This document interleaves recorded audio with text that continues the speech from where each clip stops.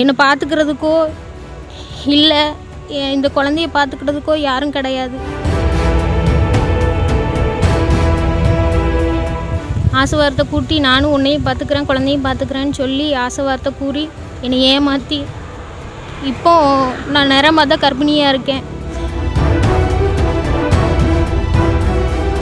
இந்த நிலையில் நான் கர்ப்பமாக இருக்கேன்னு சொன்னதுக்கப்புறம் அவங்க வீட்டில் ஏற்றுக்கிட மாட்டேக்காங்க வச்சுக்கிட மாட்டேக்காங்கன்னு சொல்லி கடைசி வரைக்கும் வந்து உன்னை கூட்டிகிட்டு போகிறேன் அப்படின்லாம் சொல்லிவிட்டு இப்போ வீட்டில் ஏற்றுக்கிட மாட்டேக்காங்க, எங்கள் அப்பா அம்மா அதை ஏற்றுக்கிட மாட்டேக்காங்கன்னு சொல்லி என்னை வேண்டான்னு சொல்கிறான்.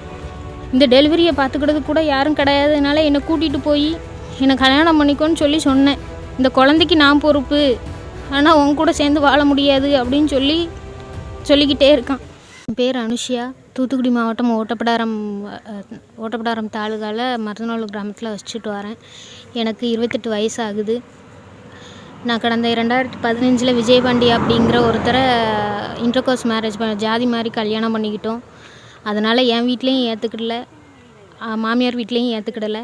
நாங்கள் 2 பேரும் தனியாக தான் வசிச்சுட்டு வந்தோம்.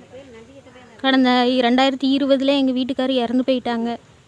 அதுக்கப்புறம் நானே என் குழந்தையும், எனக்கு ஒரு பையன் இருக்கான் அஸ்வந்த்னு, நானே என் குழந்தையும் தனியாக தான் வசித்து வந்தோம்.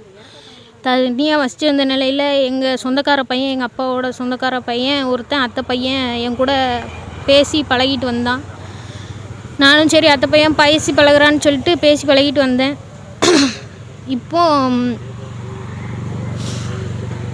பேசி பழகி இருந்ததுனால இப்போ நம்ம 9 மாதம் கர்ப்பிணியாக இருக்கேன்.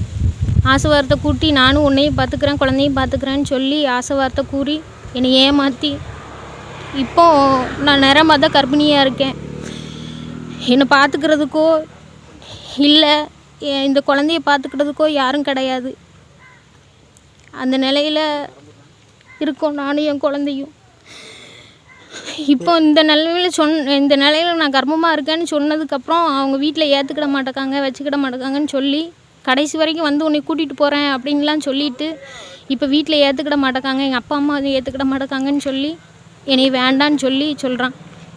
இதெல்லாம் தெரிஞ்சுக்கிட்டு நான் பக்கத்தில் இருக்க கடம்பூர் காவல் நிலையத்தில் புகார் அளித்தேன்.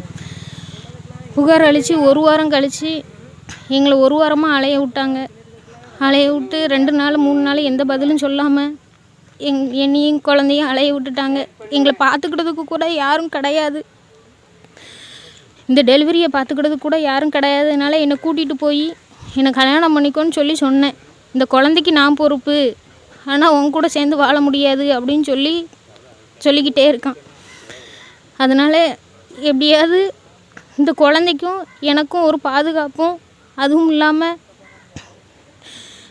அவனை என் கூட சேர்த்து வைக்க சொல்லி தமிழக அரசும் மாவட்ட ஆட்சித்தலைவரும் எனக்கு ஒரு நல்ல தகவலை சொல்லணும் அப்படின்னு எதிர்பார்க்குறேன்.